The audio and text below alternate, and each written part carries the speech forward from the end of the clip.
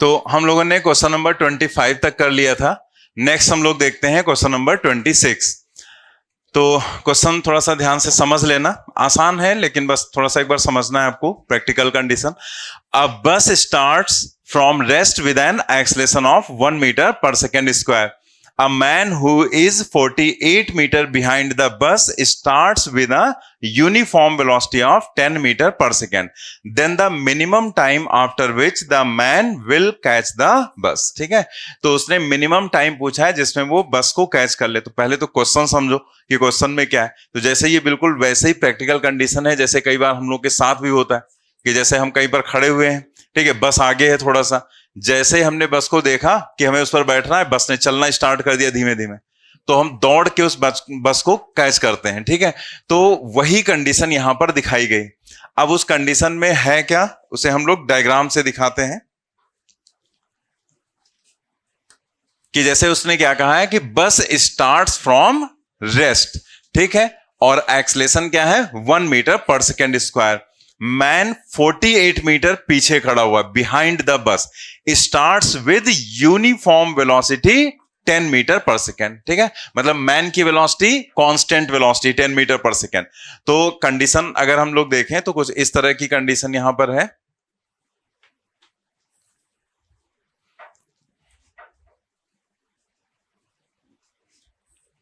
जैसे सपोज कर लिया बस इस लोकेशन पर है, ठीक है, तो ये बस हो गई और यहां पर उसकी वेलोसिटी को हमने लिख दिया 0 और एक्सेलरेशन कितना है 1 मीटर पर सेकेंड स्क्वायर। ठीक है, यहां से इसने चलना स्टार्ट किया और जो मैन है वो 48 मीटर पीछे, तो मैन को हमने यहां पर ऐसे लोकेट कर दिया। ठीक है, कि यहां से दौड़ना स्टार्ट कर रहा है और ये यहां से लेकर यहां तक की जो डिस्टेंस है, कहीं पर भी मान लेते हैं मिड पॉइंट, तो ये क्या है 48 मीटर। ठीक है, डिस्टेंस। अब ये मैन यहां से दौड़ना स्टार्ट करेगा इसी रोड के ऊपर, तो मान लेते हैं इस लोकेशन पर इसने कैच कर लिया। ठीक है, कैचिंग पॉइंट, ठीक है, ये कैचिंग पॉइंट यहां पर हो गया जहां पर उसने बस को कैच कर लिया। तो अब यहां से चूंकि दोनों ने सेम टाइम पर मतलब एक ही साथ स्टार्ट किया था, ठीक है, यहां पर अगर आप देखो A man who is 48 meter behind the bus starts with a uniform velocity of 10 meter per second. मतलब जब इसने स्टार्ट किया तो इसने स्टार्ट किया 10 मीटर पर सेकेंड की वेलोसिटी से।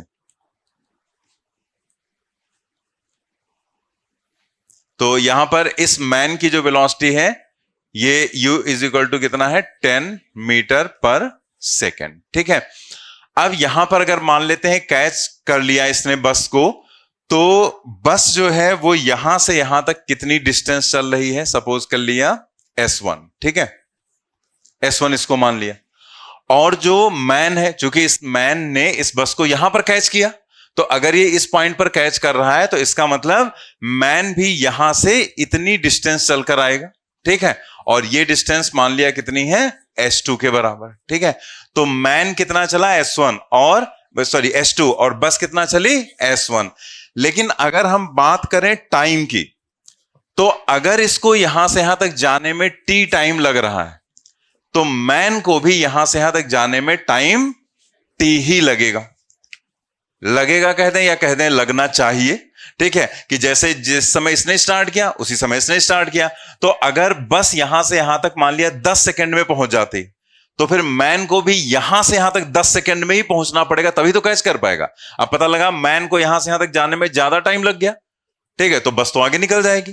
तो जितने समय में बस यहां से यहां तक पहुंची, सेम उतने टाइम में इसको यहां से यहां तक पहुंचना पड़ेगा, तभी वो उसको कैच कर पाएगा। ये बात क्लियर है ना?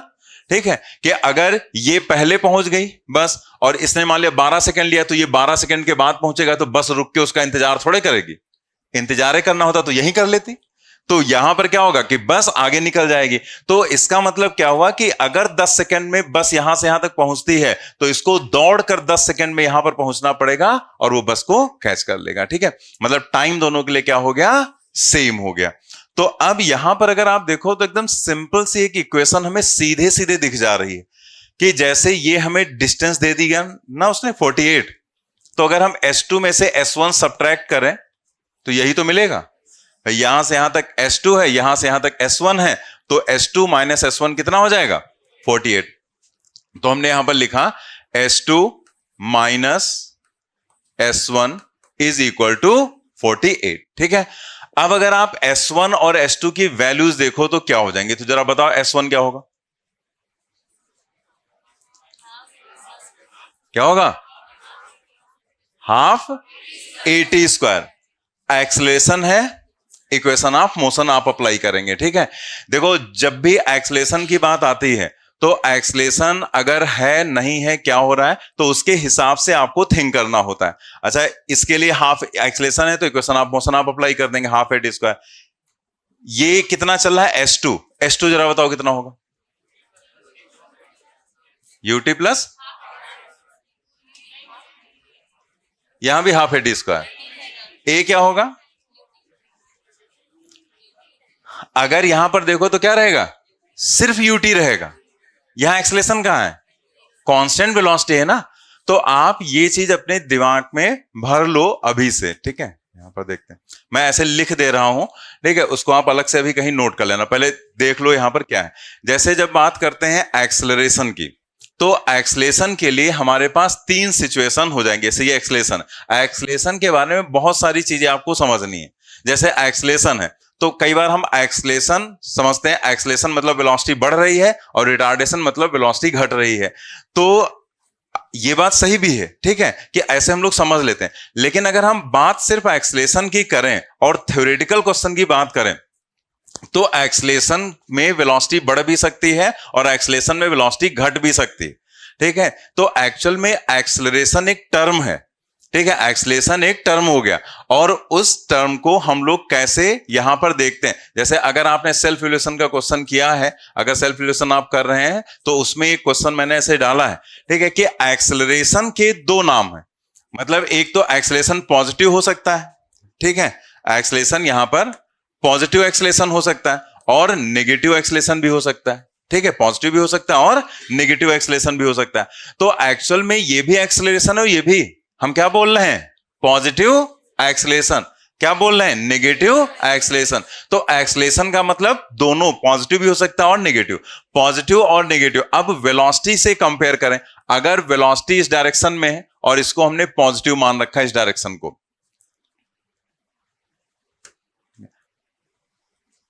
क्या है,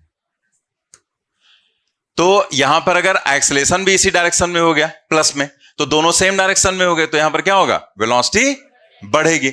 और अगर यहां पर देखो तो वेलोसिटी तो इधर हमने माना पॉजिटिव और एक्सलेशन इधर माना अपोजिट डायरेक्शन में नेगेटिव हो गया। ठीक है, तो यहां पर वेलोसिटी घटना स्टार्ट हो जाएगी। तो ये चीज यहां पर पॉजिटिव नेगेटिव मतलब एक्सलरेशन अगर है, थ्योरेटिकल क्वेश्चन आपसे पूछा जा रहा है, तो आप दोनों कंडीशंस को कंसीडर करेंगे, दिमाग में रखेंगे, प्लस भी हो सकता है और माइनस भी हो सकता है। लेकिन माइनस एक्सलेशन जब होता है नेगेटिव, तो उसको एक अलग से नाम दे दिया जाता है, रिटार्डेशन। एक्चुअल में रिटार्डेशन का मतलब नेगेटिव एक्सलेशन से नहीं होता है। ठीक है, ये बहुत सारी चीजें हैं एक्सलेशन के बारे में जानने, तो अभी हम इसको आगे क्वेश्चन में डिस्कस करेंगे, तो वहां पर हम आपको लिखवाएंगे भी सारी चीजें। अभी हम लिखवाएंगे नहीं, अभी सिर्फ आपको एक इंट्रोडक्शन दे रहे हैं कि ऐसी चीजें हमारे सामने आती हैं। जैसे हमारे दिमाग में आ जाता है निगेटिव एक्सलेशन मतलब रिटार्डेशन। नेगेटिव एक्सलेशन भी एक्सेलरेट करा सकता है बॉडी को, मतलब उसमें वेलोसिटी बढ़ सकती है। तो एक्चुअल में होता है क्या, वो इस पर एक क्वेश्चन दिया गया एनसीईआरटी में, इसी बात की, इस कंफ्यूजन को दूर करने के लिए। तो नेगेटिव एक्सलेशन का एक नाम दे दिया गया रिटार्डेशन। ठीक है, तो जैसे होता है ना कि कई बार घर में जो है आपके 2 नाम होते हैं, बाहर का नाम कुछ और, घर का नाम कुछ और डाल देते हैं। ठीक है, बंटी संटी जो भी है, तो वो वैसे समझ लो इसका कि ये जो नेगेटिव एक्सलेशन है उसको हमने क्या बोल दिया? रिटार्डेशन बोल दिया नाम। लेकिन इसमें कुछ नहीं बोलते, इसमें एक्सलरेशन ही बोला जाता है। तो हमारे दिमाग में कंफ्यूजन हो जाता है, हमको लगता है एक्सलेशन मतलब पॉजिटिव और रिटार्डेशन मतलब नेगेटिव। रिटार्डेशन का मतलब होता है ऐसा एक्सलरेशन जो वेलोसिटी के अपोजिट होगा। ठीक है, उसका प्लस माइनस से कोई लेना देना नहीं होता है।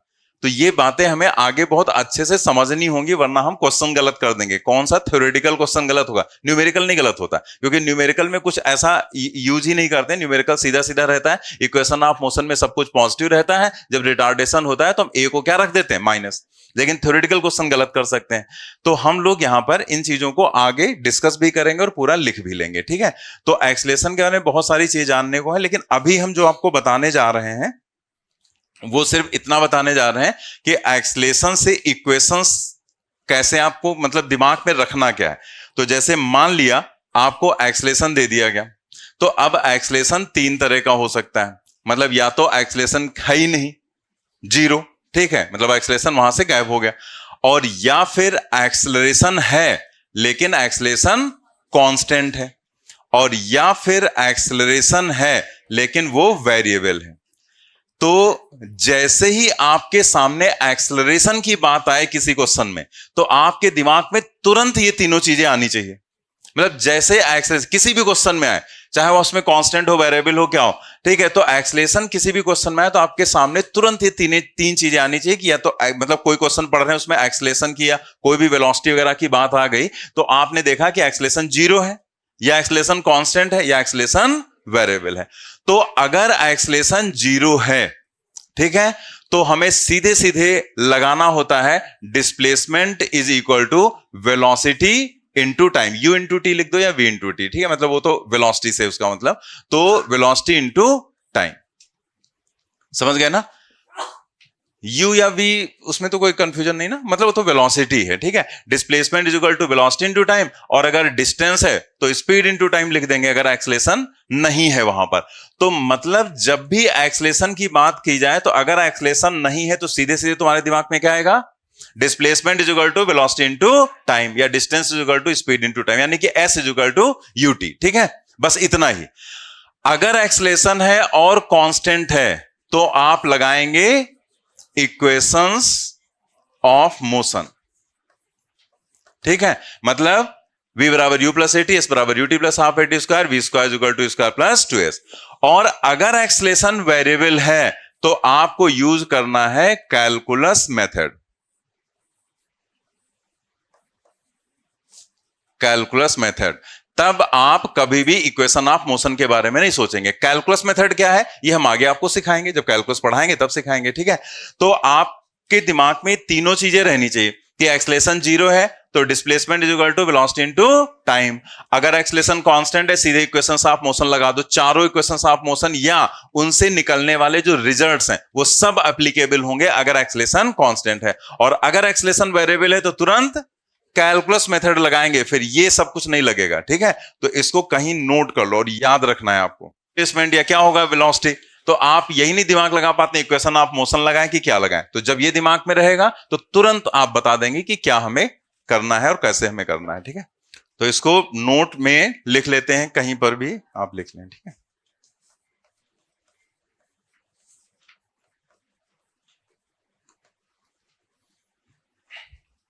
कहीं भी आप लिख सकते हैं, बुकलेट में कहीं लिख लो, या फिर जो है आप जहां क्वेश्चंस कर रहे हैं वहीं पर एक बॉक्स बना के लिख लो। बस आपको याद रखना है ये पॉइंट, ठीक है, नोट कर लिया ना। अब जरा वापस आ जाते हैं हम लोग अपने क्वेश्चन पर।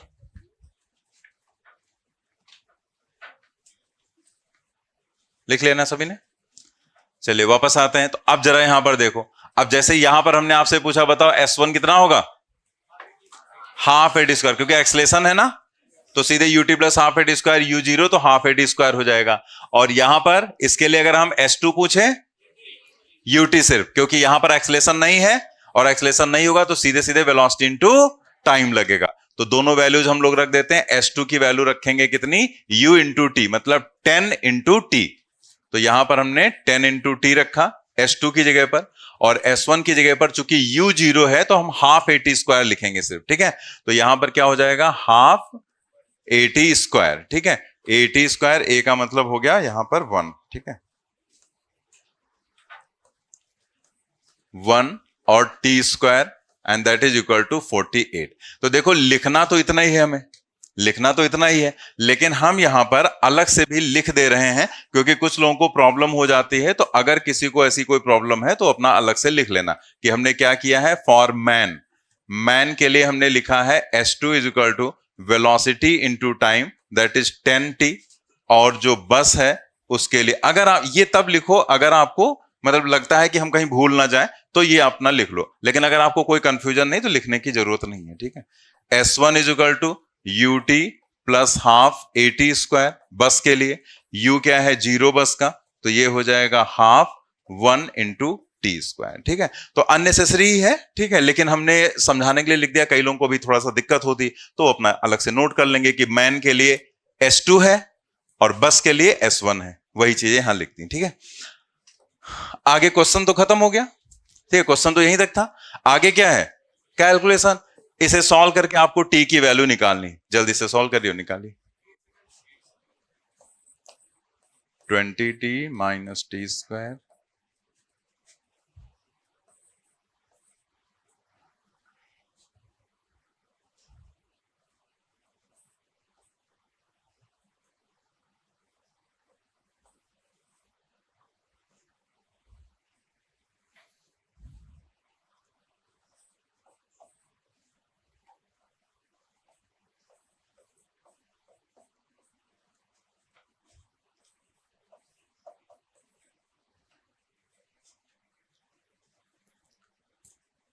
तो यहां पर हमने क्या किया, 2 से पूरी इक्वेशन को मल्टीप्लाई कर दिया, तो ये हो गया 20, ये हो गया टी स्क्वायर और ये हो गया 96। क्वाड्रेटिक आ गई। क्वाड्रेटिक सॉल्व करना हम आपको बता चुके हैं, बस उसी रूल के हिसाब से आप करेंगे।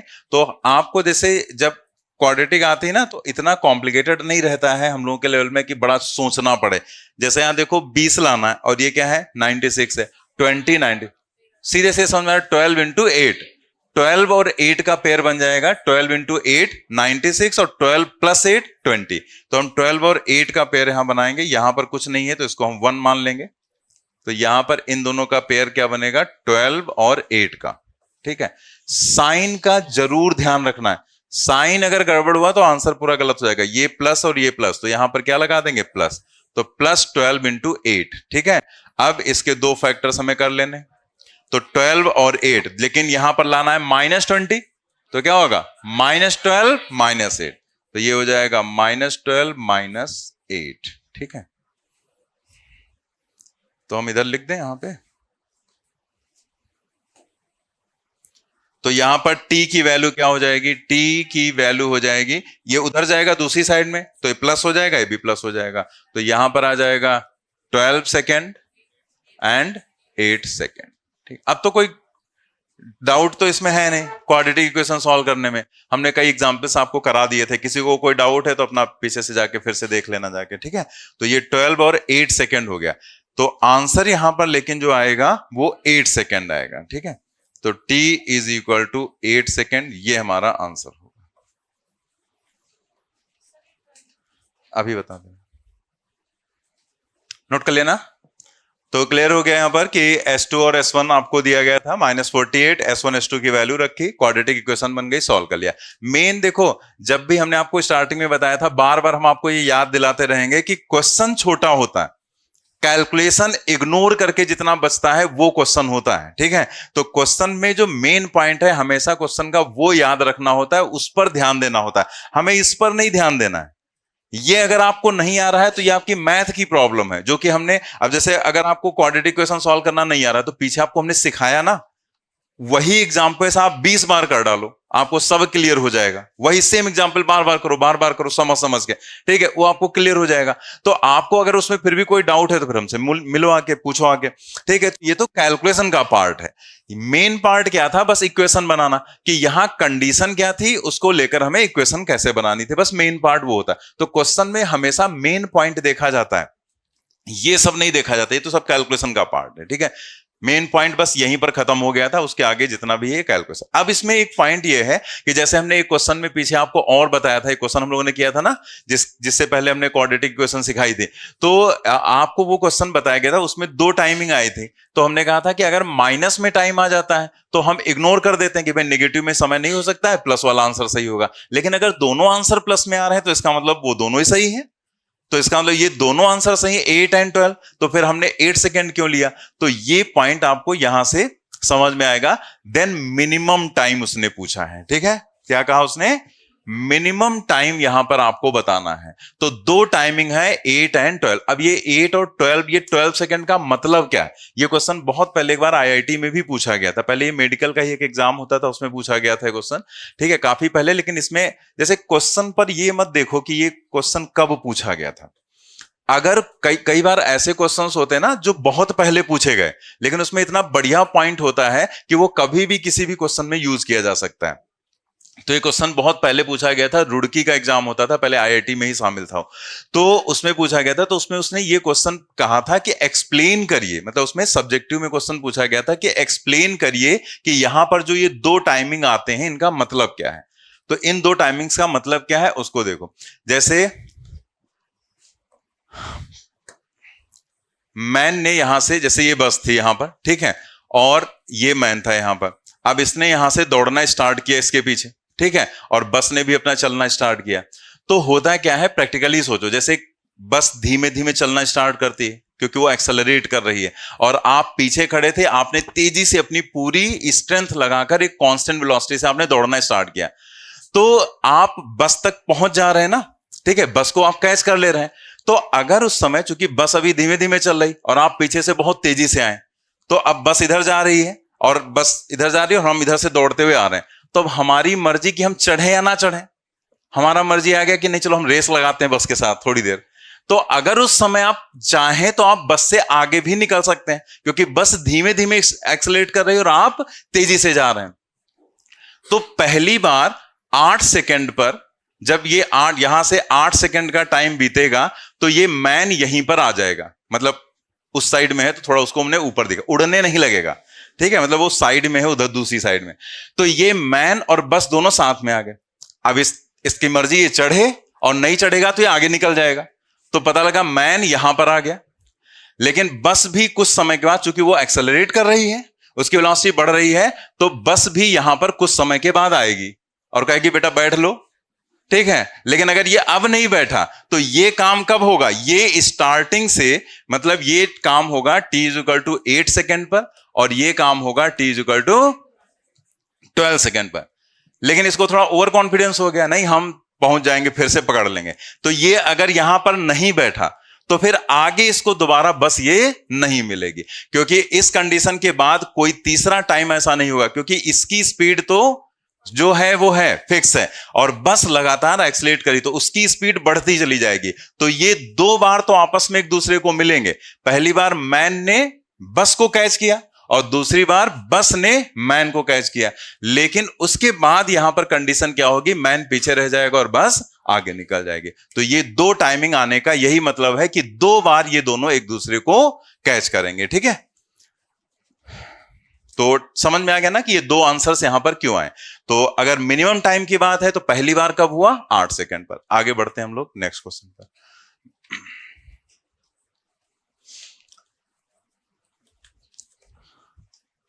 जो 27 नंबर का क्वेश्चन है, क्वेश्चन तो ये भी थोड़ा सा आपको थिंक करना पड़ेगा इस क्वेश्चन में, लेकिन क्वेश्चन बहुत ज्यादा कॉम्प्लिकेटेड नहीं है। बट ये कई बार आपको लगता है कॉम्प्लिकेटेड कि इसमें क्योंकि थोड़ा सा कैलकुलेशन ज्यादा हो जाता है। हालांकि ये भी क्वेश्चन AIEEE में पूछा गया था एंड देन एक बार एम्स में पूछा गया था, पहले जब अलग अलग एग्जाम्स होते थे। तो ये जो क्वेश्चन है इसे हम लोग पहले पढ़ लेते हैं, देखते हैं क्या वो क्वेश्चन में पूछ रहा है।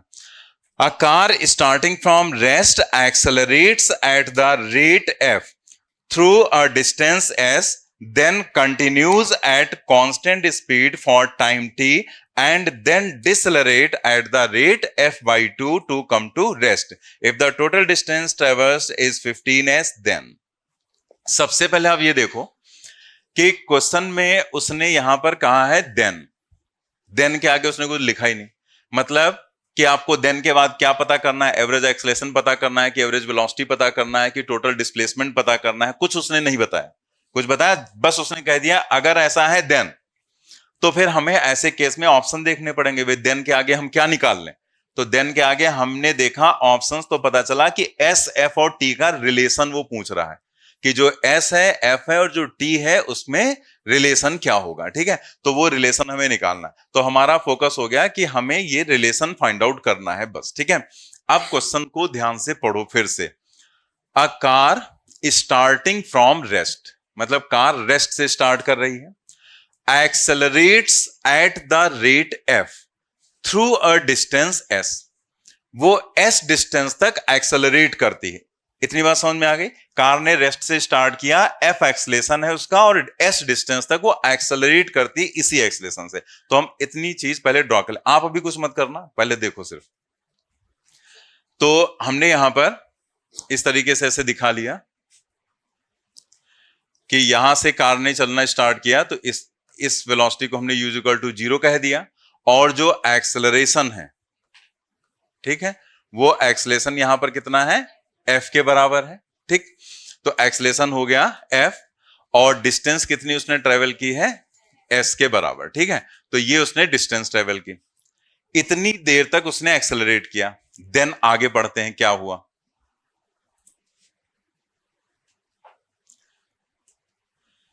देन यहां पर क्या हो रहा है, देन देखो यहां तक वो एक्सेलरेट करते हुए आ रही, तो एक्सेलरेट अगर कार करेगी तो उसकी वेलोसिटी पर क्या इफेक्ट पड़ेगा, बढ़ेगी ना लगातार। u इक्वल टू 0 से एक्सेलरेट करना स्टार्ट किया, वेलोसिटी लगातार बढ़ रही। ठीक है, तो मान लेते हैं यहां पर जब इतनी डिस्टेंस तक उसने एक्सेलरेट किया है तो यहां पर उसकी वेलोसिटी हो गई, सपोज कर लिया हमने v। ठीक है, यहां पर v वेलोसिटी कार की हो गई।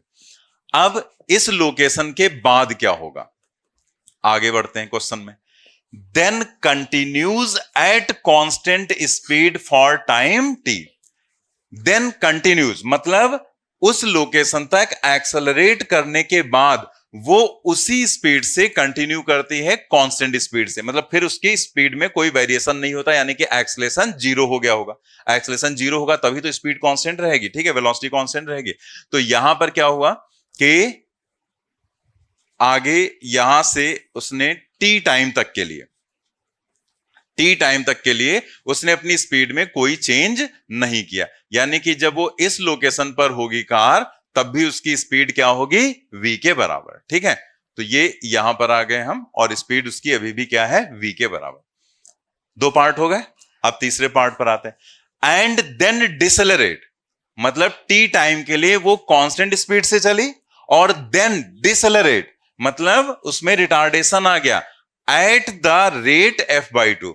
पहले f था, अब f/2 डिसेलरेट करी to come to rest. Rest में आ जाती है उसके बाद, मतलब रेस्ट में आने के लिए उसने इस एक्सेलरेशन से, मतलब ये f/2 से उसने रिटार्ड किया, डिसेलरेट किया। तो यहां से आप देखो कि इसके बाद रिटार्डेशन आ जाएगा और फाइनली ये जो कार है वो रेस्ट में आ जाएगी। That is v is equal to, इसका क्या हो जाएगा, 0, और यहां पर डिसेलरेशन है और वो कितना है, f/2। जब हमने डिसलेशन लिखा है तो हम माइनस नहीं लगाएंगे। ठीक है, डिसलेशन अगर लिखा होता है तो उसमें कभी भी माइनस नहीं लगाते हैं। एक्सलेशन होता है तो उसमें प्लस में या माइनस में कुछ भी लिख सकते हैं, लेकिन डिसलेशन का मतलब ही वो हो जाता है नेगेटिव एक्सलेशन। ठीक है, तो f/2 यहां पर हो गया। अब इतनी बात हो गई क्लियर। अब आगे देखते हैं, और उसने क्या कहा, if the total distance traverse is 15s, मतलब टोटल स्टार्टिंग से लेकर लास्ट तक वो कितना कार चली है। तो यहां से स्टार्ट किया था और यहां से उसने टोटल डिस्टेंस ट्रेवल किया है 15s। ठीक है, 15s के बराबर यहां से यहां तक। ठीक, तो उसने पूछा है s, f और t में रिलेशन क्या होगा। तो क्वेश्चन समझ में आ गया ना पूरा, कि एक कार ने रेस्ट से स्टार्ट किया, एक्सेलरेशन उसका f था, s डिस्टेंस के लिए एक्सेलरेट किया, देन उसकी वेलोसिटी हो गई v, यहां से उसने कंटिन्यू उसी स्पीड से उसने चलना स्टार्ट किया टी टाइम तक के लिए, एंड देन टी टाइम के बाद उसमें डिसेलरेशन आ गया f/2, और देन इस एक्सेलरेशन से वो डिसेलरेशन से जाकर और उसकी वेलोसिटी फाइनली क्या हो गई, 0। ठीक है, अब आपको s f t में रिलेशन बताना। तो जैसे जब हमें कुछ दिया नहीं गया है कि एवरेज बताओ या एवरेज एक्सेलरेशन बताओ, वेलोसिटी बताओ, क्या है, सिर्फ रिलेशन ही तो फाइंड करना है। तो अगर रिलेशन फाइंड आउट करना है तो फिर आप यहां पर सीधे सीधे एक तरफ से क्वेश्चन सॉल्व करना स्टार्ट कर दो। भाई आपको एस, एफ और टी का रिलेशन ही तो चाहिए, तो इस क्वेश्चन में कोई ट्रिक तो लगनी नहीं है ना। तो हम ये सोचेंगे भाई एवरेज वेलोसिटी है तो उसका रेट ऑफ चेंज और डिवाइडेड बाई, नाखून अच्छे साफ हो रहे हैं तुम्हारे, नहीं नहीं, कर लो हम बैठ जाते हैं थोड़ी देर।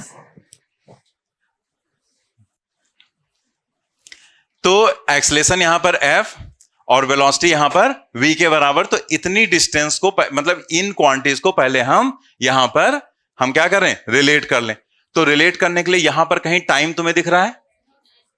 नहीं दिख रहा है। तो अगर टाइम यहां पर नहीं दिख रहा है तो कौन सी इक्वेशन, थर्ड इक्वेशन आप यूज करेंगे, v square equal to u square plus 2s।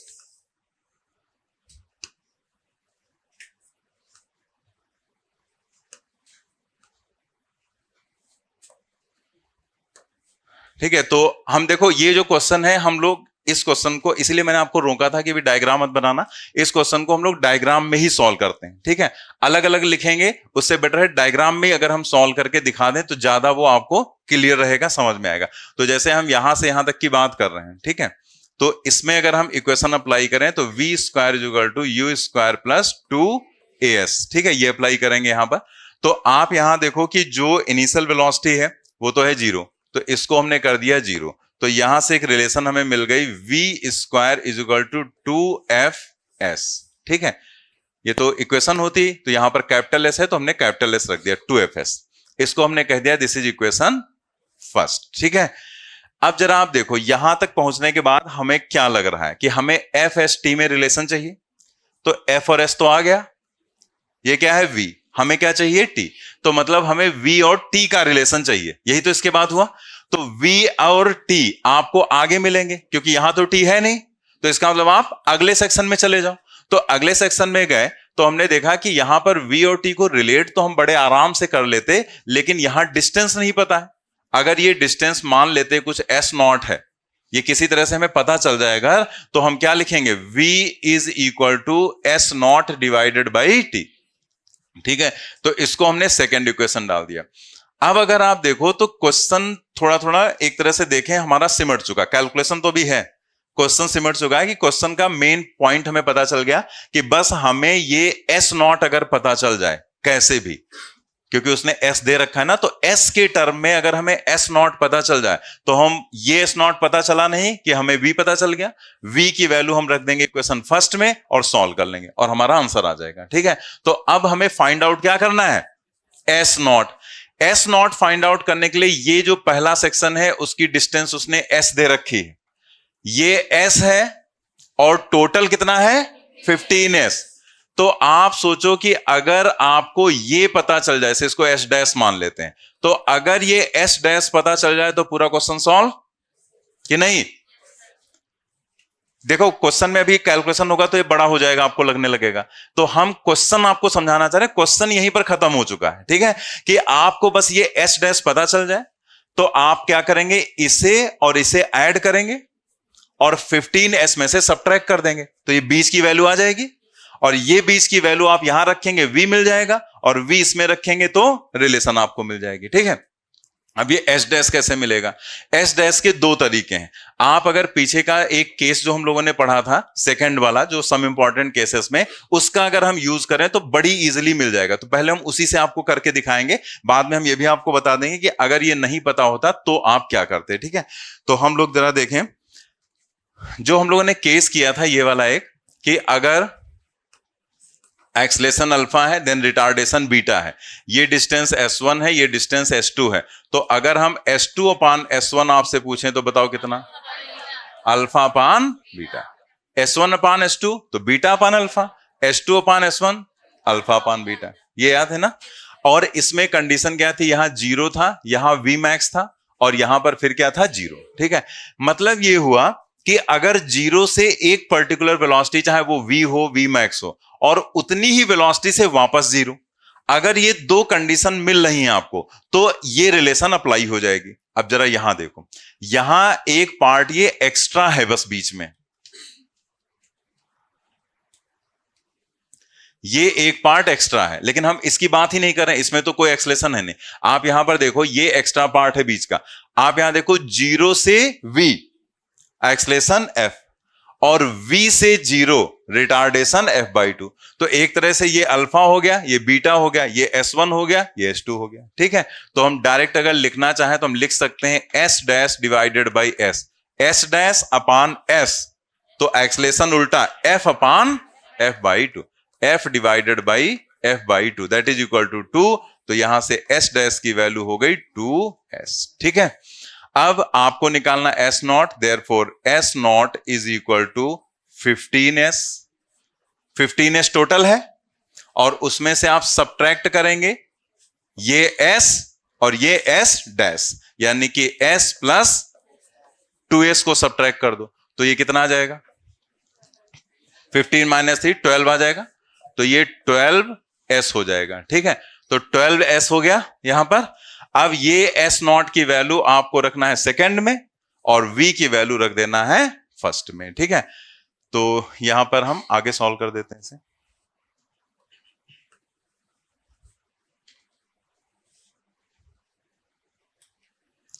ठीक है, तो यहां पर हम लिख देते हैं नाउ पुट इट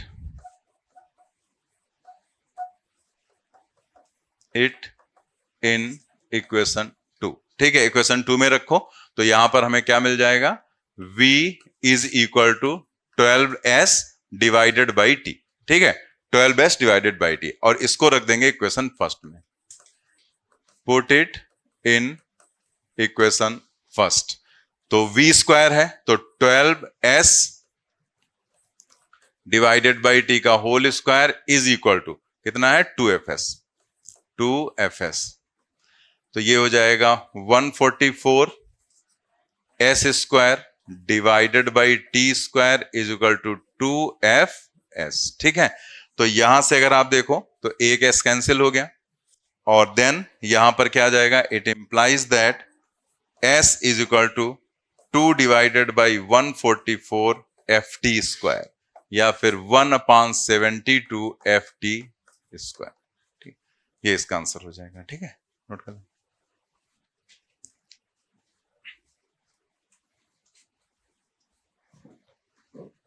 नोट कर लेना आपने। ठीक है, तो क्वेश्चन जो है उतना कोई बहुत कॉम्प्लिकेटेड नहीं है और ना ही कोई बहुत ज्यादा, इसमें ऐसा नहीं है कि बहुत ज्यादा चीजें हमें कुछ लिखनी थी। ठीक है, अगर आप देखो तो सिंपल यहां से, जैसे अब जो जब चीजें समझ में आने लगती हैं तो हमें इतना टाइम भी नहीं लगता। जैसे अब ये लिखा फिर ये लिखा, क्यों लिखे, हम डायरेक्ट यहां लिख सकते थे u0 है तो v स्क्वायर बराबर क्या होगा, 2fs, एक लाइन गायब हो गई। तो आप यहां पर आराम से इसको कर सकते हैं। बस यहां पर जो क्वेश्चन का मेन पार्ट था वो आपको समझना था कि पहले क्वेश्चन क्या है वो हमने समझा, एंड देन उस क्वेश्चन में हमारा मेन पॉइंट क्या फंस रहा था, एस डैश। एस डैश जैसे ही निकाला हमें एस नॉट पता चल गया, एस नॉट निकल आया तो हमें v पता चल गया और v को हमने इसमें रख दिया। ठीक है, मेन ये था। अब आपके दिमाग में बस इसमें एक ही चीज आ सकती है कि जो ये यहां पर है एस डैश, ठीक है, तो ये अगर हमें केस नहीं पता होता तो क्या हम एस डैश की वैल्यू नहीं निकाल पाते? तो ऐसा बिल्कुल नहीं, केस नहीं पता होगा तो भी आप एस डैश की वैल्यू निकाल सकते थे, बस उसके लिए आपको कैलकुलेशन करना पड़ता। तो हम आपको करके दिखा देते हैं तो आपके दिमाग में रहेगा कि हाँ ऐसे हम कर सकते थे अगर केस नहीं पता होता। जैसे अब वो लास्ट वाला जो पार्ट है उसके लिए अगर हम लोग अप्लाई करें v square is equal to u square -2f/2, retardation है ना, तो f/2 इंटू एस डैश। ठीक है, तो यहां पर v की वैल्यू तो 0 हो गई, फाइनल वेलोसिटी ये 0 हो गया, और इनिशियल वेलोसिटी क्या है v, तो ये हो गया v स्क्वायर और ये क्या हो गया एफ एस डैश। ठीक है, तो यहां से आप अगर देखो तो F S dash is equal to V square हो गया, इसको इधर, और v स्क्वायर क्या है 2fs, तो हमने इसकी जगह पर क्या रखा, it implies that F S dash is equal to V square की जगह पर 2fs, और ये f और f कैंसिल हो गया, s डैश क्या आ गया 2s के बराबर आ गया ना। लेकिन आप सोचो कि वही चीज कितनी इजीली आ गई थी अगर केस का यूज किया, और वही चीज निकालने के लिए आपको ये कैलकुलेशन करना पड़ा इतना। ठीक है, तो ये कैलकुलेशन आपने किया तब आप ये कैलकुलेट कर पाए, अदरवाइज इसको डायरेक्टली हम निकाल सकते थे यहां पर। तो समझ में आ गया ना कि ये चीज कैसे निकल, ये क्लियर हुआ ना। अब देखो, देख रहा है समझ में आ गया ना, V square equal to square plus -2f/2 into S dash लिखा, और उसके बाद यहां पर हमने क्या किया, ये 0, ये वी स्क्वायर, और ये क्या हो गया 2 और 2 cancel, F S dash last वाले पार्ट के लिए हमने अप्लाई किया। ठीक है, जो लास्ट वाला पार्ट है उसके लिए हमने अप्लाई किया था इस वाले पार्ट के लिए। ठीक है, तो आपने यहां पर, और देन आपने यहां पर जो वी स्क्वायर था वो यहां पर पहली इक्वेशन में क्या था 2fs, तो जहां वी स्क्वायर वहां 2fs रखकर हमने एस डैश निकाल लिया, कितना 2s के बराबर। ठीक है, तो यहां तक क्लियर हो गए दोनों क्वेश्चन हम लोगों को। अब ये देखते हैं नेक्स्ट क्वेश्चन। देखो ये जो क्वेश्चन है ना, यही सही मायने में हम सही तरीके के क्वेश्चंस कर रहे हैं, जो हमारा दिमाग का थोड़ा सा दही बना रहे हैं। और बाकी जो क्वेश्चन है जो आसानी से लग जाए, एक बार हमने आपको और कहा था, और बीच बीच में ये डायलॉग हम 50 बार तुमको सुनाते रहेंगे कि जो क्वेश्चन आपका आसानी से हो जा रहा है वो बेकार, उसको तुम हमेशा बेकार ही समझो। ऐसा नहीं कि वो आ नहीं सकता है, आते वही हैं, ठीक है। आजकल वही आ रहा है, लेकिन वो क्वेश्चन आपको सिखा के कुछ नहीं जा रहा, वो आपका दिमाग नहीं तेज करेगा। तो वो क्वेश्चन आप इजीली हैंडल कर पाओगे अगर आपका दिमाग हर तरह से सिचुएशंस को हैंडल करने के लिए कैपेबल हो गया है, ठीक है। तो जो क्वेश्चन आपको कॉम्प्लिकेटेड लग रहा है, एक्चुअल में वही क्वेश्चन है, उसी में हमें दिमाग लगाना है, वही हमें कुछ सिखाता है, ठीक है। बाकी जो इजीली लग गया उसमें हम कुछ सीखते तो है नहीं, उसमें हमारा दिमाग भी ज्यादा नहीं चलता है, आसानी से हो जाता है। तो ये जो क्वेश्चंस हैं इन्हीं को आप मानो, इन्हीं में दिमाग लगाना है, इन्हीं की प्रैक्टिस करना है, इन्हीं को ढंग से आपको अच्छे से समझना है। चलिए आगे देखते हैं। फिर से ये क्वेश्चन है, इसमें एक नया पॉइंट आपको मिलेगा। A truck is moving with a velocity 36 km per hour. On seeing red light, it decelerate at 2 meter per second square. The reflex time of the driver is 0.4 second. How much distance truck will travel before coming to a stop? अब इस question में सबसे पहले तो एक ये point है कि अगर 36 किलोमीटर पर आवर दिया गया है और हमें मीटर पर सेकंड स्क्वायर दिया गया, सेकंड और आंसर भी मीटर में है, तो इसे पहले हमें कन्वर्ट करना होगा किसमें? मीटर पर सेकंड में। तो किलोमीटर पर आवर को मीटर पर सेकंड में कन्वर्ट करने के लिए 5/18, जिसको याद है बहुत अच्छा है, जिसको नहीं याद है वो लोग रट लें, ठीक है। कि इनिशियल स्पीड जो ट्रक की दी गई है वो क्या दी गई है यहां पर? 36 किलोमीटर पर आवर, ठीक है। ये जो फैक्टर निकलता है वो यूनिट कन्वर्जन से, हम लोगों ने यूनिट डायमेंशन में पढ़ा था ना, कन्वर्जन ऑफ यूनिट। तो किलोमीटर पर आवर को मीटर पर सेकंड में कन्वर्ट करना आप वहां से कर सकते हैं। तो वहां से करने के बाद एक फैक्टर निकलता है जो कि हम लोग सीधे रट लेते हैं, छोटे लेवल पर भी रटा दिया जाता है कि किलोमीटर पर आवर को मीटर पर सेकंड में कन्वर्ट करना क्या करोगे? 5/18। तो 36 इंटू 5/18 से मल्टीप्लाई कर दो तो ये आ जाएगा 10। तो 10 और ये आ जाएगा मीटर पर सेकेंड। उल्टा करना हो, जैसे मान लिया आपको 10 मीटर पर सेकंड दिया होता और उसको किलोमीटर पर आवर में कन्वर्ट करना हो, उल्टा कर देते, 18/5 से मल्टीप्लाई कर दो, क्या आ जाएगा? 36, वही चीज आ जाएगी, ठीक है। तो ये चीज आपको ध्यान रखना है।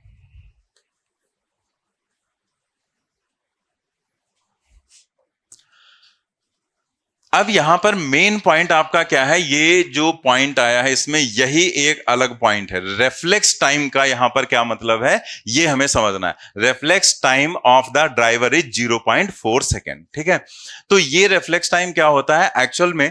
जैसे जब हम किसी चीज को देखते हैं तो देखने के कितने समय के बाद हम रिएक्ट कर पाते हैं, उसी को हम लोग रेफ्लेक्स टाइम बोलते हैं। समझ गए ना? कि कोई चीज आपने देखा और देखने के बाद आपको रिएक्ट करना होता है तो कुछ समय लगता है। तो जैसे यहां पर 0.4 सेकेंड है, तो 0.4 सेकेंड आप खुद देखो कितना छोटा समय। तो होता नहीं, जैसे हमने कुछ देखा और फिर देखने के बाद हमें अच्छा लगा तो हम मुस्कुराते हैं, ठीक है।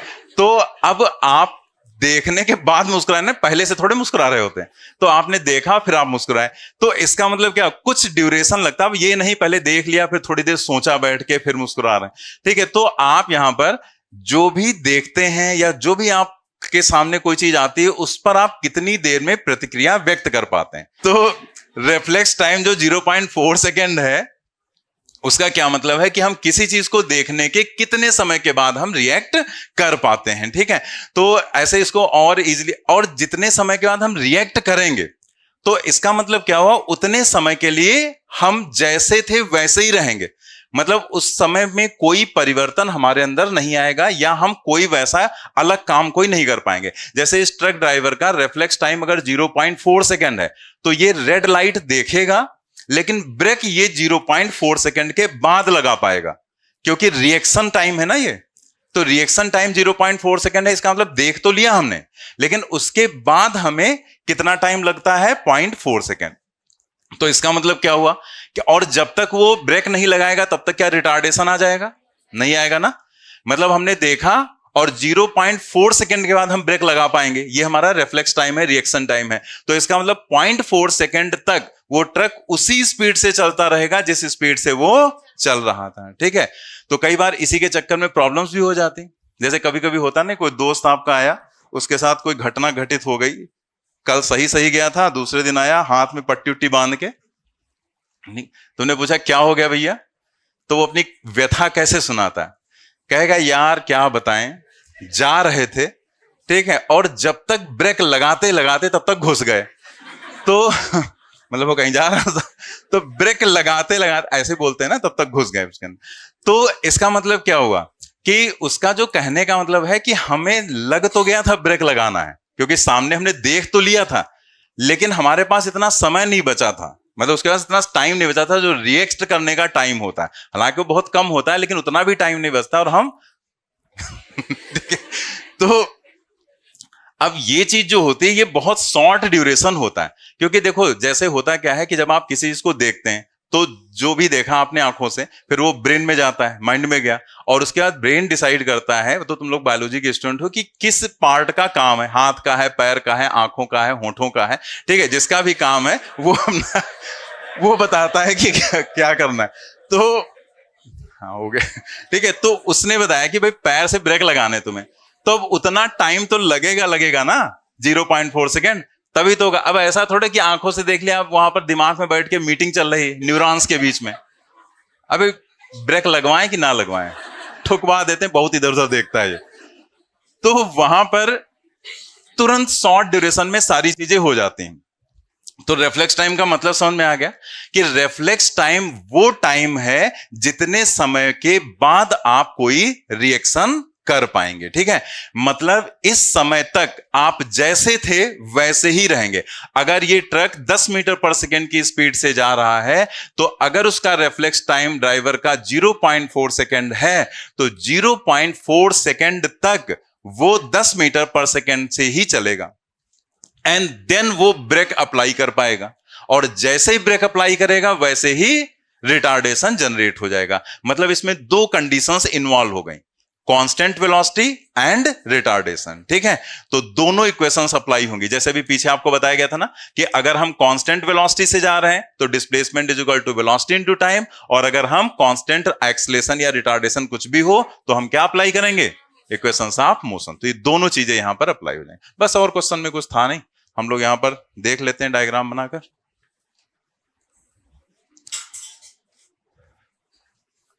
तो जैसे ये ट्रक है और इसकी स्पीड हमने मान ली 10, ठीक है, 10 मीटर पर सेकेंड। अब यहां से 10 मीटर पर सेकेंड से ये 0.4 सेकेंड तक, जैसे उसने रेड लाइट देखा, ठीक है, तो यहां पर यहां से यहां तक ये टाइम क्या है, 0.4 सेकेंड, ठीक है, इतने समय के लिए वो वैसे ही चलेगा क्योंकि ये इसका रेफ्लेक्स टाइम है। तो हम लोगों ने क्या सीखा कि रेफ्लेक्स टाइम में किसी तरह का कोई रिएक्शन नहीं हो पाएगा। इसका मतलब इतने समय के बाद भी उसकी जो वेलोसिटी रहेगी वो कितनी रहेगी, u is equal to 10 meter per second, क्योंकि देख तो उसने यहां पर लिया, लेकिन 0.4 सेकेंड के बाद वो रिएक्ट कर पाएगा। इसका मतलब 0.4 सेकेंड के बाद भी अगर देखोगे तो वेलोसिटी 10, लेकिन यहां पर उसने ब्रेक लगा लिया। अब ब्रेक लगाया तो रिटार्डेशन आ गया कितना, 2 मीटर पर सेकेंड स्क्वायर, तो यानी कि यहां पर a की वैल्यू हो गई -2 metre per second square, and then इस डिसलेशन की वजह से वो कहीं पर जाकर रुक गया, मतलब यहां पर उसकी वेलोसिटी क्या हो गई, 0 हो गई, ठीक है। तो इतने समय में वो मान लेते हैं कितना चला, s1, ठीक है, और देन यहां से यहां तक वो कितना चला, s2। तो उसने आपसे ये पूछा है कि how much distance truck will travel before coming to a stop, तो वो टोटल कितना चलेगा यहां से यहां तक, मान लिया s, तो यही s आपको कैलकुलेट करना है, ठीक है।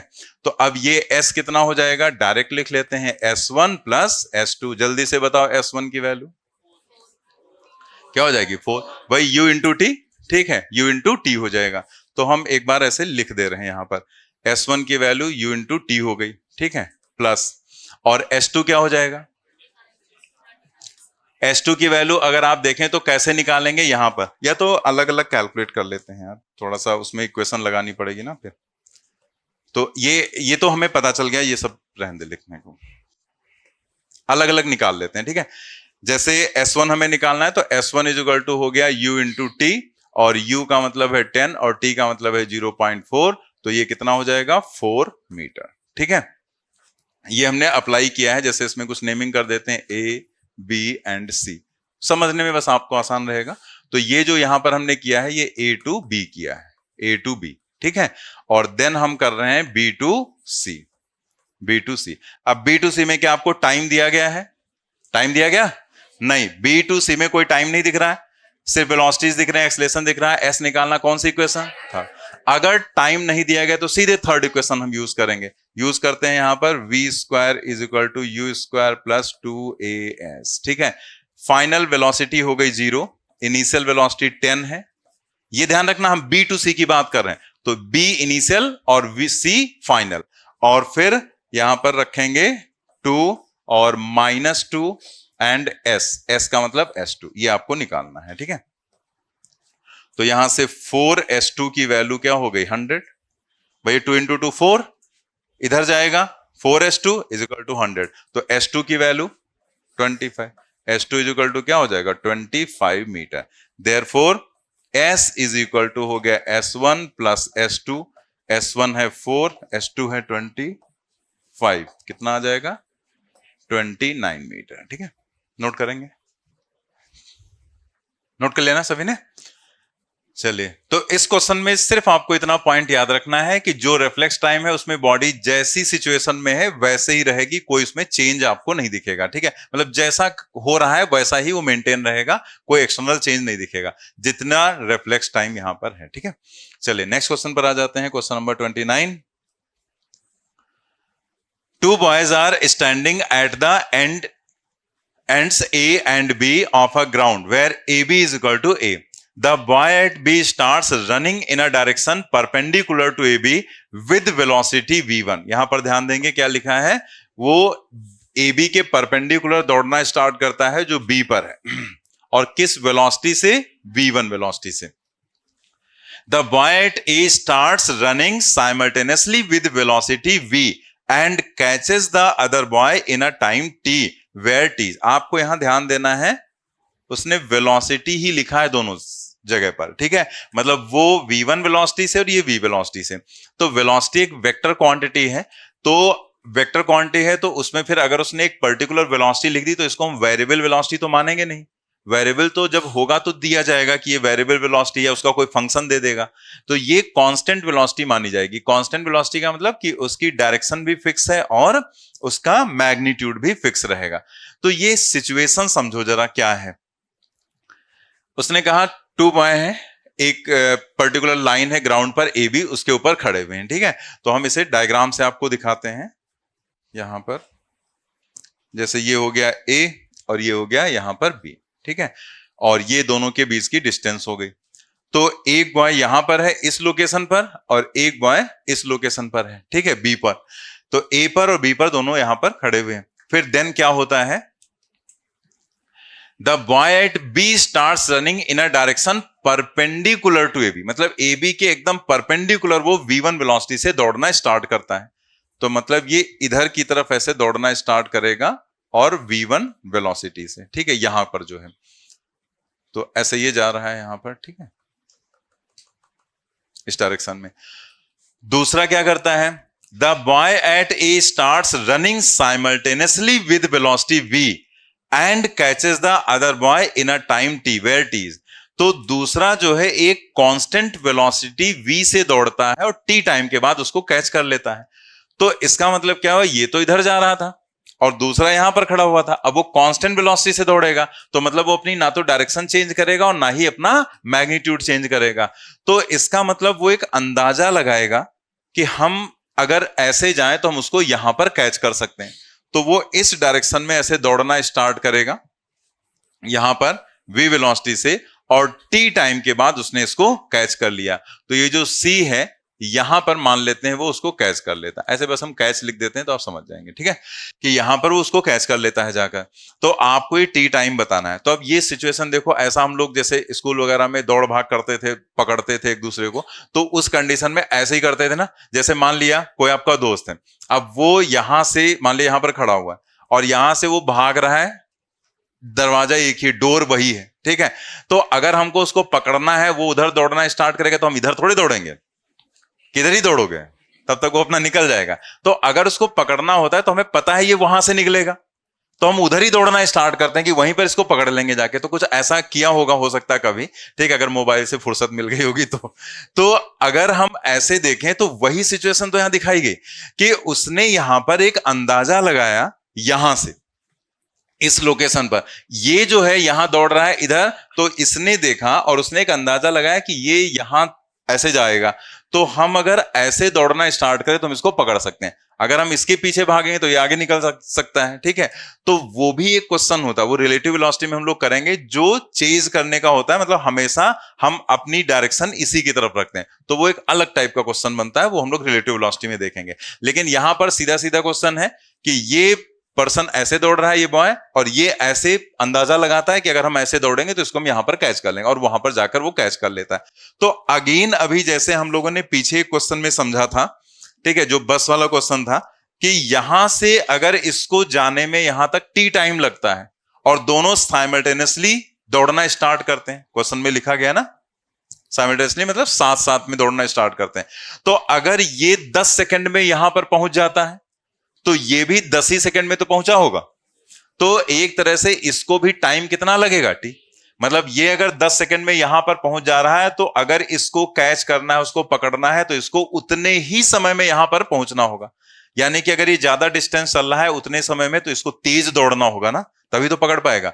तो टाइम दोनों के लिए क्या हो जाएगा, सेम टाइम हो जाएगा। समझ में आ गई बात ना, कि ये अगर 10 सेकंड में यहां पर पहुंच रहा है, या कह दें टी टाइम में यहां पर पहुंच रहा है, तो इसको भी टी टाइम में यहां पर पहुंचना रहेगा, यानी कि दोनों के लिए टाइम सेम। ये कैसा ट्रायंगल दिख रहा है, राइट एंगल ट्रायंगल। जैसे ही राइट एंगल ट्रायंगल आपको दिखता है, एक थ्योरम आपके दिमाग में आ जाती है तुरंत, पाइथागोरस थ्योरम, भले उसका यूज हो या ना हो, लेकिन वो इतना यूजुअल है कि हमें वो दिमाग में, अगर राइट एंगल ट्रायंगल देखते हैं तो हमारे दिमाग में आ जाता है कि पाइथागोरस थ्योरम हम यूज कर सकते हैं। तो एक तरह से अगर आप देखो तो यहां पर उसी थ्योरम का यूज करके हम आराम से रिलेट कर सकते हैं। भाई तीनों साइड्स को तो रिलेट करना है। भाई अगर यहां से यहां तक की डिस्टेंस देखो तो वेलोसिटी अगर v है, टाइम t है, तो डिस्प्लेसमेंट कितना होगा, vt, displacement is equal to velocity into time. और ऐसे यहां पर अगर वेलोसिटी v1 है, टाइम t है, तो डिस्प्लेसमेंट कितना, v1 इंटू टी। और ये तो पहले से ही डिस्प्लेसमेंट दिया गया है, ये तो a दिया गया ना, ठीक है, कि इतनी डिस्टेंस पर वो खड़े हुए हैं। तो इसका मतलब तीनों साइड्स को हम रिलेट कर सकते हैं, और तीनों साइड्स को रिलेट करने का मतलब तीनों सारे ये जितने भी अननोन नोन जो भी दिए गए हैं उन सबको हम रिलेट कर सकते हैं। दैट मीन्स हम यूज कर सकते हैं फ्रॉम ट्रायंगल ABC, हम लिख सकते हैं यहां पर AC square is equal to AB square plus BC square. तो AC का मतलब हो गया VT, तो VT का स्क्वायर हो गया, AB का मतलब हो गया A स्क्वायर, और BC का मतलब हो गया V1T to the whole square.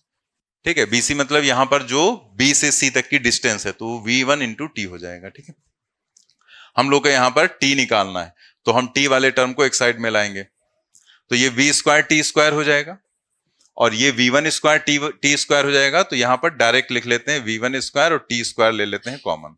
ठीक है, and that is equal to A square. इसको इधर लाए, साथ में हमने कॉमन भी ले लिया। कैलकुलेशन सॉर्ट करना सीखो आप साथ में। ठीक है, जैसे हमने लिख दिया तो आपको हमने समझा दिया, उस चीज को आप ध्यान दो कि V1 स्क्वायर T स्क्वायर, तो जब इधर लाएंगे तो दोनों में T स्क्वायर कॉमन हो जाएगा, तो V square minus V1 square आएगा। तो यहां से हम लिखेंगे T square is equal to A square upon V square minus V1 square, या फिर T is equal to root, option कैसे दिए गए हैं ऐसे, ठीक है, रूट में A स्क्वायर, ये सेकेंड वाला हो जाएगा ना, ठीक है, A square upon V square minus V1। चलिए नेक्स्ट क्वेश्चन हम लोग देखते हैं। हो गया ना सभी का? चलिए अगले क्वेश्चन पर आते हैं, क्वेश्चन नंबर 30। ये नीट 2023 में क्वेश्चन पूछा गया था। तो ये जो क्वेश्चन जब पूछा गया था तो बिल्कुल ऐसे सिमिलर क्वेश्चन हमने क्लास में करवाया था, फिर बाद में हमने उसको रिप्लेस कर दिया था। तो हम आपको दिखाते हैं यहाँ पर, जैसे वो क्वेश्चन आपकी बुकलेट में नहीं होगा, ठीक, जो पहले वाली बुकलेट था तो उसमें देखो क्वेश्चन बस ये जो है सुन लो। A bullet fired into a fixed target loses half of its velocity after penetrating 3 centimetre.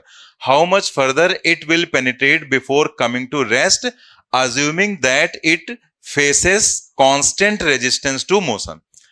ये वाला क्वेश्चन नहीं है जो देख रहे हो, ये तो दूसरा क्वेश्चन है जो हम पढ़ रहे थे, वो दूसरा क्वेश्चन। वो जो क्वेश्चन था वो हमने आपको जो अभी पढ़कर सुनाया, उस क्वेश्चन में क्या दिया गया था कि फिक्स टारगेट जो है उसमें एक बुलेट को फायर करते हैं और वो बुलेट कुछ डिस्टेंस तक चलती है और उसके बाद उसकी जो वेलोसिटी है, यहां u है तो यहां u/2 हो जाती है, एंड देन वो कितनी देर के बाद, मतलब कुछ समय के बाद वो रेस्ट में आ जाता है। तो ये पूछा गया था कि अगर ये S1 इतना है तो S2 की वैल्यू बताओ क्या है। ये क्वेश्चन मैंने क्लास में करा दिया था, ठीक है। और उसी साल जो क्वेश्चन, जैसे अगर आप 22-23 सेशन का बुकलेट देखेंगे तो उसमें ये क्वेश्चन मिलेगा, लेकिन फिर मैंने वो क्वेश्चन हटाकर ये डाल दिया था क्वेश्चन कि जो आपके यहाँ पूछा गया था। अब इस क्वेश्चन में देखो, इस क्वेश्चन में अगर आप देखें तो बिल्कुल सिमिलर टाइप से है question.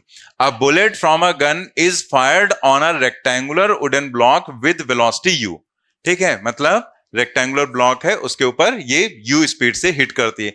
When bullet travels 24 centimetre through the block along the length horizontally, velocity of bullet becomes u/3। इसमें क्या दिया गया था, u/2। इसमें उसने कहा कि ये जो S1 की वैल्यू है ये अगर 24 है तो इतना चलने के बाद ये वेलोसिटी क्या हो जाती है, u/3 हो जाती है। Then it further penetrate into the block in the same direction before coming to rest exactly at the other end of the block। मतलब फिर ये बुलेट आगे जाती है और कहां रुकती है, जाकर बिल्कुल एंड पर रुकती है। तो उसने पूछा है कि उस ब्लॉक की लेंथ क्या होगी, the total length of the block. तो क्वेश्चन तो सेम ही है ना, सिमिलर ही है ना, कि आपको ये S2 निकालना था जो हमने क्वेश्चन क्लास में कराया था, और इसमें क्या है, उसने कहा है कि ये एग्जैक्टली यहां रुक जाती है, तो भी तो तुम्हें S2 ही निकालना पड़ेगा। और फिर टोटल लेंथ निकालने के लिए आप क्या करोगे, S1 प्लस S2 करोगे। तो मेरा वो क्वेश्चन पढ़ने का यहां पर पर्पस सिर्फ इतना था कि वो क्वेश्चन जो मैंने क्लास में कराया था कि ऐसे कई सारे सिमिलर क्वेश्चंस एग्जाम में आ जाते हैं जो बुकलेट में रहते हैं, बिल्कुल मिलता जुलता। क्योंकि फिजिक्स में आप डेटा एकदम एग्जैक्टली सेम हो जाए, इसे थोड़ा सा हम मतलब कम मानते हैं कि ऐसा हो सकता है। हालांकि होता है, कई क्वेश्चंस में ऐसा होता है कि डेटा तक सेम रहता है, आंसर भी वही रहता है, लेकिन काफी ऐसे क्वेश्चंस रहते हैं जिसमें ऐसे थोड़ा बहुत वेरिएशन कर दिया गया। मतलब डेटा, चूंकि फिजिक्स में क्या है, जहां हमने 2 लिखा हुआ 4 लिख दिया, जहां u/2 था वहां u/3 कर दिया उसने। तो ऐसा किया जा सकता है। इसीलिए मैंने आपसे क्या कहा था कि जब भी आप क्वेश्चंस करो तो आंसर को मत देखो, आंसर क्या आ रहा है क्या नहीं आ रहा वो अलग की बात है, हमें क्या देखना है, प्रोसीजर। मतलब क्वेश्चन देखा, पढ़ा एक बार, और इतना रिवीजन हमारा होना चाहिए कि क्वेश्चन पढ़ते ही हमारा दिमाग में उसका प्रोसीजर आ जाना चाहिए। अगर वो वैसा ही क्वेश्चन मैच कर रहा है तो फिर हमें टाइम ही नहीं लगना चाहिए। वैसे तो इस क्वेश्चन को समझना एग्जाम में करना टाइम टेकिंग है, लेकिन सोचो अगर आपको पहले से वो क्वेश्चन करा दिया गया और वही वैसे ही सेम बस डेटा बदल दिया गया तो आपको टाइम नहीं लगना चाहिए, फिर आपको इतना सोचना नहीं, फटाफट कर डालो उस क्वेश्चन को, ठीक है, क्योंकि जो नया क्वेश्चन होगा उसमें हम दिमाग लगाएं अपना। तो इसीलिए क्वेश्चन की प्रैक्टिस करते समय आंसर पर या उसके ऑप्शंस की बात नहीं होती, उस पर आपको ध्यान नहीं देना है। किस पर ध्यान देना है, उसके प्रोसीजर पर।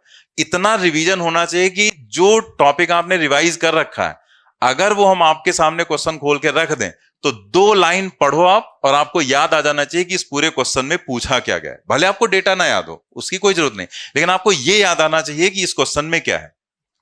इतना रिवीजन होता है तब उसको मानते हैं रिवीजन। और अगर आपने ऐसे कर लिया तो समझ लो आपकी सारी प्रॉब्लम खत्म हो जाएगी, फिजिक्स में कोई प्रॉब्लम आपको हो ही नहीं सकती।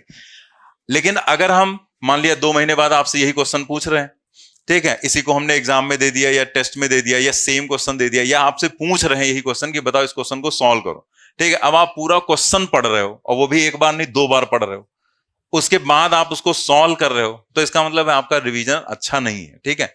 कर तो लोगे, लेकिन सवाल ये उठता है कि कम समय में आपने कर लिया कि नहीं, ज्यादा टाइम लगा रहे हैं फिर सॉल्व हो रहा है तो उसका कोई मतलब नहीं। तो रिवीजन बहुत अच्छा होना चाहिए, आंसर नहीं बल्कि प्रोसीजर आपको याद होने चाहिए, ठीक है। तो चलिए इस क्वेश्चन को हम लोग करते हैं, देखते हैं क्वेश्चन में क्या है। यहां पर डायग्राम बना लेते हैं। क्वेश्चन तो हमने अभी आपको समझा ही दिया कि यहां पर इस तरह से हम लोग एक जैसे रेक्टेंगुलर ब्लॉक ले लिया, ठीक है। अब यहां पर उसने क्या कहा कि एक बुलेट को यहां पर फायर किया गया और उसकी स्पीड क्या है, u। फिर ये 24 सेंटीमीटर तक जाती है बुलेट, ठीक है। ये कहा गया ना 24, कहां लिखा हुआ 24, हाँ ये लिखा हुआ, ट्रेवर्स 24 सेंटीमीटर। तो इसको कुछ मान लेते हैं S1, S1 is equal to हो गया 24 सेंटीमीटर। ठीक है। और इसके बाद इस बुलेट की जो यहां पर वेलोसिटी हो जाती है वो कितनी हो जाती है, u/3 हो जाती है, ठीक है। इसके बाद फिर ये बुलेट जाती है और आगे, और इस लोकेशन पर पहुंचने के बाद यहां पर, ठीक है, इसकी वेलोसिटी क्या हो जाती है, 0 हो जाती है, ठीक है। तो जैसे हम लोग अगर इसे थोड़ा सा ऐसे नेमिंग कर लेते हैं तो समझ में ज्यादा आ जाता है। ए, इसको हमने बी कह दिया, इसको हमने सी कह दिया।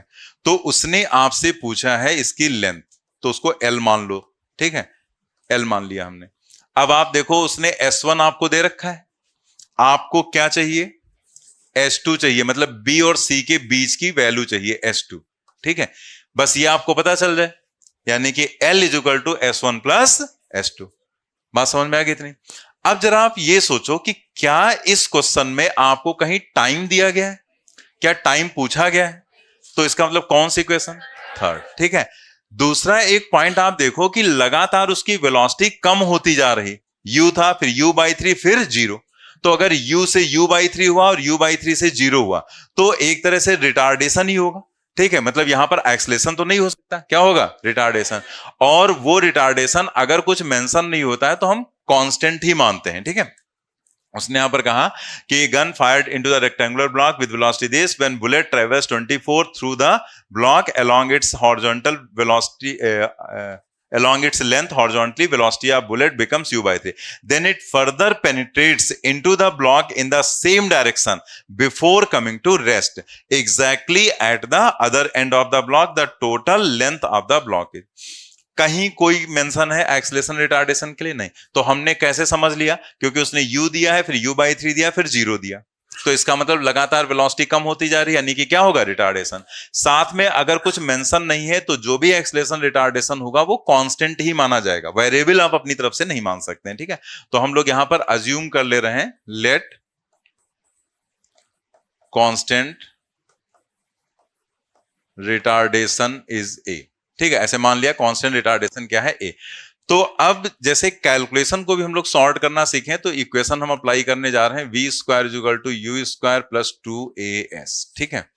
तो +2as है, लेकिन चूंकि रिटार्डेशन है तो प्लस की जगह हम क्या कर दें, माइनस, ठीक है, माइनस।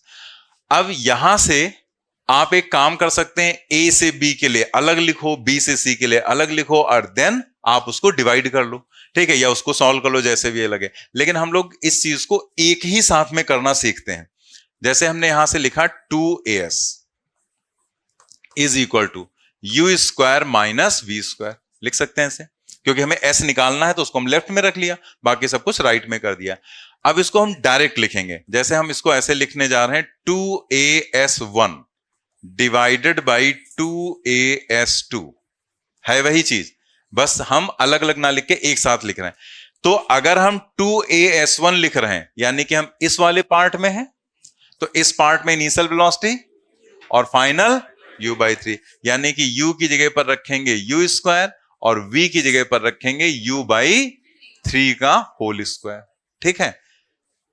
देन हम 2as2 रख रहे हैं, 2as2 का मतलब हम b और c के बीच में है, क्योंकि s2 यही है, तो b और c के बीच में इनिशियल वेलोसिटी, फाइनल 0।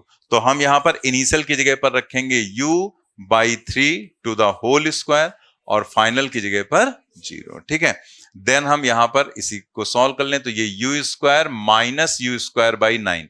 देखो मैंने इतना और लिख दिया एक्स्ट्रा, अदरवाइज u/3 का होल स्क्वायर करना कोई इतना कॉम्प्लिकेटेड केस तो है नहीं, डायरेक्ट हम ये चीज यहीं लिख सकते थे u² / 9, बट थोड़ा सा कुछ लोग प्रॉब्लम हो जाती है, फिर कैलकुलेशन बहुत ज्यादा सॉर्ट कर देते हैं, तो u² / 9 हो गया, ठीक है। यहां पर अगर आप देखो तो ये 2a और 2a कैंसिल हो जाएगा।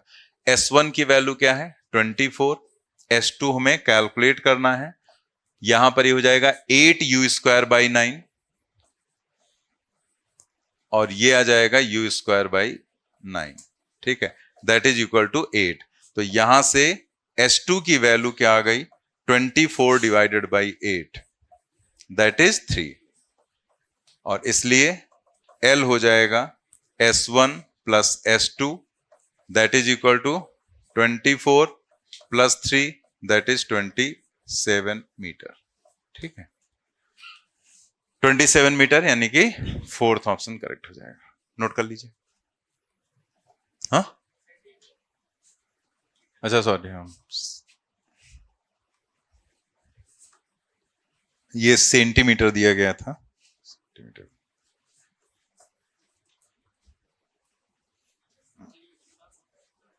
कैसे भी करो, कोई दिक्कत। हाँ, वो तुम कैसे भी कर सकते हो, ठीक है। मतलब आप, जैसे हमने ये पार्ट दो पार्ट में इसलिए बताया, जैसे जो हमने क्वेश्चन कराया था तो उसमें क्या था कि S2 आपसे पूछा गया था, तो जैसे इसमें S2 पूछ दिया जाए तब क्या करोगे, ऐसे आपको अलग अलग करके निकालना पड़ेगा। एक साथ तो करना दो ही स्टेप में पड़ेगा क्वेश्चन। मतलब जैसे ये टोटल लेंथ निकालना है, कोई बहुत बड़ा टास्क थोड़े है। S2 आ गया तो जोड़ना ही तो है, लिखने की भी एग्जाम में जरूरत नहीं। तो आप एक्सलेशन निकाल के करोगे तो भी वही रहेगा, पहले एक्सलेशन निकालोगे फिर आगे का पार्ट आप करोगे, तो स्टेप दो ही आएंगे, रिड्यूस नहीं होगा वो। लेकिन वो गलत नहीं। देखो स्ट्रेट लाइन मोशन में 4 इक्वेशंस होती हैं, 4 इक्वेशंस का यूज करके आप कैसे भी कोई भी इक्वेशन यूज करके कैसे भी आप कर सकते हैं क्वेश्चन, तो उसमें प्रॉब्लम नहीं है। नेक्स्ट 31 नंबर का क्वेश्चन है, ये एनसीईआरटी का ये भी क्वेश्चन है, पढ़ते हैं question. A drunkard walking in a narrow lane takes 5 steps, ये स्टेप्स लिखा हुआ है, steps forward and 3 steps backward, followed again by 5 steps forward and 3 steps backward, and so on. Each step is 1 meter long and requires 1 second. Determine how long the drunkard takes to fall in a pit 13 meter away. ये away लिखा हुआ है, वहां पर शायद कुछ misprint हो गया था। 13 meter away from the start, ठीक है। तो क्वेश्चन आ गया समझ में, ये तो आ ही जाएगा समझ में। तो एक ड्रंकार्ड मतलब शराबी, ठीक है, एक शराबी है और वो अपना कैसे चल रहा है, नैरो लेन में चल रहा है, 5 स्टेप आगे और 3 स्टेप वापस पीछे, ठीक है। फिर 5 स्टेप आगे जाता है, फिर 3 स्टेप पीछे जाता है, ऐसे चलते चलते वो जा रहा है आगे। उसका हर एक स्टेप 1 मीटर लेंथ का है और 1 सेकंड की रिक्वायरमेंट लगती है 1 मीटर उसको चलने में। Determine how long the drunkard takes to fall in a pit. Pit मतलब एक गड्ढा है 13 मीटर की डिस्टेंस पर, उसी में जाके उसको गिरना है, ठीक है। वही उसका फाइनल डेस्टिनेशन है, तो वहीं उसको पहुंचना है। रात भर सोएगा फिर सुबह अपना घर चला जाएगा। तो इस क्वेश्चन को सॉल्व करने का एक तरीका रहता है, वो हमें यहां पर देखना है कि कैसे इसको हम लोग सॉल्व करेंगे, ठीक है। तो क्वेश्चन इसी तरीके से कैसे सॉल्व करना है ये समझना है पूरा। तो इसमें एक पॉइंट रहता है, एक ट्रिक रहता है, वो हमें देखना है। तो जैसे सबसे पहले हम लोग यहां पर ये देखें कि जैसे ड्रंकार्ड है 5 step forward and 3 steps backward, ठीक है। 5 स्टेप आगे जा रहा है, फिर 3 स्टेप पीछे जा रहा है वापस। तो टोटल वो 8 स्टेप चल रहा है, लेकिन 8 स्टेप चलने पर उसका डिस्प्लेसमेंट जो है वो सिर्फ 2 स्टेप के बराबर हो रहा है, क्योंकि 5 वो आगे गया और 3 पीछे आ गया। इन लोगों का यही काम ही है। अच्छा, शराबियों का अलग ही एक रहता है, जो ये दारू वारू पीते हैं ना, इनकी कहानी अलग है। ये हर समय इनको बस बहाने चाहिए होते हैं दारू पीने के लिए। जैसे इनके यहाँ खुशी होगी तब भी पी लेंगे, मतलब इतनी खुशी सेलिब्रेशन चल रहा है, दुख होगा तब भी पी लेते हैं, ठीक है। टेंशन होती तब भी पी लेते हैं, भाई टेंशन बहुत है। और तो और छोड़ो कि दूसरे के घर में टेंशन है तब भी पी लेते हैं। कहेंगे यार पड़ोसी ने बहुत दिमाग खराब कर रखा, लाओ जरा 2 पैक बनाओ। तो उनका ये रहता है, उनको हर समय मतलब कोई ना कोई बहाना चाहिए होता है, बस पीने को उनको मिल जाए। और वो जिंदगी भर एक ही कोशिश करते रहते हैं मेरी तरीके से। जैसे हम हमेशा टाइम से आने की कोशिश करते रहे, वो हमेशा दारू छोड़ने की कोशिश करते रहे, और कोई भी पीने वाला कभी नहीं छोड़ पाता। तो इसीलिए हमेशा दूर रहें ऐसी चीजों से। तो हम लोग यहां पर देखते हैं कि ये जो पहली कंडीशन है उसको जरा समझ लेते हैं। जैसे अगर हम यहां पर पहली कंडीशन क्या है, 5 स्टेप्स, 5 स्टेप्स फॉरवर्ड। तो उसने यहां से मान लिया चलना स्टार्ट किया, ठीक है। गाना गाते मुझे पीने का शौक नहीं, पीता हूं गम भुलाने को, ठीक है।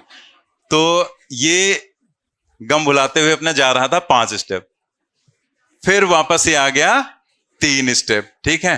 तो 3 स्टेप्स ये वापस आ गया। अब अगर आप देखो तो इसका जो फाइनल डिस्प्लेसमेंट है वो सिर्फ कितना हुआ, 2 स्टेप्स हुआ, 2 स्टेप्स, और 2 स्टेप जो है वो 2 मीटर के बराबर होंगे, क्योंकि उसने यहां लिखा है 1 स्टेप 1 मीटर के बराबर। तो क्वेश्चन सिर्फ रटना नहीं, क्वेश्चन को समझना भी है, क्योंकि वो ऐसे डेटा में कुछ भी बदल भी सकता है। तो आपको क्वेश्चन की लैंग्वेज को ध्यान देना है कि 1 स्टेप 1 मीटर के बराबर है, इसलिए 2 स्टेप 2 मीटर के बराबर होंगे। अगर वो लिख देता नहीं 1 स्टेप आधा मीटर के बराबर है, तो 2 स्टेप 1 मीटर के बराबर हो जाते। डिपेंड करता है उसने क्या दिया। तो यहां 1 मीटर 1 सेकेंड दिया, तो 2 step is equal to 2 meter, ये हो जाएगा। ठीक है, ये कंडीशन है। तो 2 स्टेप चलने में 2 मीटर ले रहा है और 2 सेकेंड भी ले रहा है। अब यहां पर आगे देखते हैं कि जो कंडीशन है उसमें उसने कहा है determine how long the drunkard takes to fall in a pit 13 meter away. तो एक तरह से 2 मीटर चलने के लिए उसने 8 स्टेप ट्रेवल किए।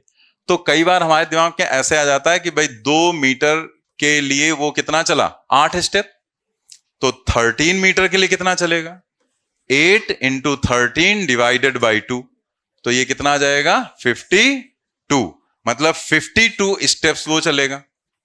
और 52 स्टेप का मतलब एक स्टेप 1 मीटर का और 1 सेकंड का, तो इसका मतलब उसको टाइम कितना लगेगा, 52 सेकेंड, इतना टाइम उसको लगेगा उस पिट में गिरने के लिए। तो 52 इसमें आंसर है, हाँ आंसर भी है। अच्छा, आंसर मैच कर जाता है फिर तो मजा ही आ जाता है पूरा, लेकिन ये आंसर गलत है। ये 52 अगर आप 52 क्या बहुत ढंग से समझ लिया था, 52 अगर सेकंड अगर आपने आंसर टिक कर दिया तो ये आंसर सही नहीं है, गलत है। तो ये गलत क्या है, लग तो सही रहा है कि 2 मीटर के लिए 8 स्टेप चला, तो 13 मीटर के लिए कितना चलेगा, सीधी सीधी सी बात है, निकाल के ऐसे बता सकते हैं। लेकिन ये चीज गलत हुई, क्यों गलत हुई है जरा देखते हैं। तब इसको हटाना पड़ेगा क्योंकि ये तो गड़बड़ है। अब बनाते हैं यहां पर दूसरा एक डायग्राम। ये तो हमने ऐसे निकाल लिया अपना जो कितना कैसे कैसे क्या चल रहा है, ठीक है। अब ये दूसरा मेन डायग्राम है इसका, ये जहां से चलना स्टार्ट कर रहा है, ठीक है। ये है पॉइंट एम फॉर मधुशाला, ठीक है।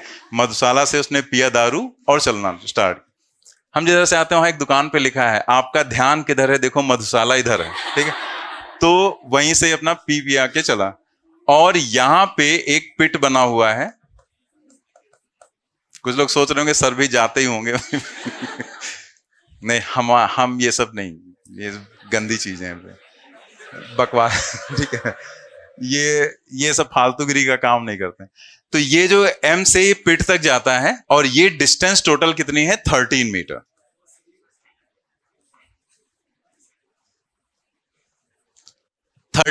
की डिस्टेंस है। अब जरा देखो यहां पर ये क्वेश्चन जो पीछे हमने सॉल्व किया था, पहले जो भी सॉल्व किया था, वो गलत क्यों हुआ। देखो जब ये आगे जाएगा पहले 5 मीटर, 5 स्टेप आगे जाएगा, 3 स्टेप पीछे आएगा, फिर 5 स्टेप आएगा, फिर 3 स्टेप पीछे आएगा, ऐसे करते करते जा रहा है। तो जितने स्टेप से आगे जाता है उतने स्टेप हम यहां पर अलग करते हैं। जैसे यहां से यहां तक अगर देखो तो मान लिया ये 5 स्टेप्स, यहां पर जब ये पहुंचेगा तो ये 5 स्टेप्स हैं, तो ये 5 स्टेप्स, ठीक है। मतलब ये आगे गया फिर पीछे आ गया, फिर आगे गया फिर पीछे आया, फिर आगे गया फिर पीछे आया, फिर आगे यहां तक मान लिया पहुंच गया, लेकिन फिर पीछे आया। लेकिन जब ये इस लोकेशन पर आया जहां से आगे सिर्फ कितने स्टेप्स बच रहे हैं, 5। तो जब ये यहां पर होगा तब ये जब आगे चलेगा तो 5 स्टेप के बाद तो ये पिट में गिर जाएगा, वहीं तो इसको जाना था, तो पहुंच गया। अब ये थोड़ा कि नहीं पिट में गया है तो अब वो फिर निकलेगा, नहीं हमको पीछे जाना है भाई, हम अभी 3 स्टेप पीछे जाएंगे, तो अब वो पीछे क्यों जाएगा, उसको वहां पहुंचना था, पहुंच गया ना, समझ गए ना। तो इसका मतलब लास्ट के जो 5 स्टेप होंगे उसको चलने में उसको सिर्फ 5 सेकंड लगेगा और वो सीधे यहां पर गिर जाएगा। तो उस लास्ट के 5 स्टेप में ये कॉन्सेप्ट नहीं लगेगा, समझे ना। यही बस पॉइंट आपको समझना था कि लास्ट के जो 5 स्टेप वो चलेगा उसमें ये कॉन्सेप्ट नहीं लगेगा, क्योंकि यहां तो 2 स्टेप के लिए 8 स्टेप चलना पड़ रहा है, लेकिन लास्ट के जो 5 स्टेप है उसके लिए 5 ही चलना है उसे। क्यों, क्योंकि 5 स्टेप जब वो इस लोकेशन पर होगा, जैसे ही 5 स्टेप आगे बढ़ेगा गिर जाएगा, फिर वापस उसको नहीं आना है, ठीक है, वहीं तक उसको पहुंचना था।